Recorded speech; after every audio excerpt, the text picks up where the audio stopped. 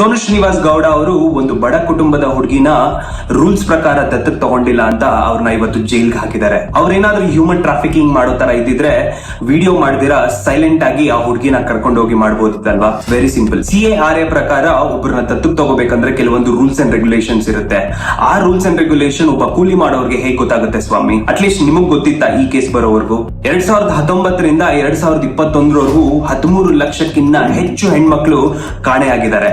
ಇದನ್ನ ಸ್ವತಃ ಯೂನಿಯನ್ ಮಿನಿಸ್ಟರೇ ಒಂದು ರಿಪೋರ್ಟ್ ಕೊಟ್ಟಿದ್ದಾರೆ. ಮೆಜೆಸ್ಟಿಕ್ ಅಂಡರ್ ಪಾಸಸ್ ಅಲ್ಲಿ ಒಂದು ಫ್ಯಾಮಿಲಿ ಹೋಗಕ್ಕಾಗಲ್ಲ ಅಂತ ಪರಿಸ್ಥಿತಿ ಬಂದಿದೆ.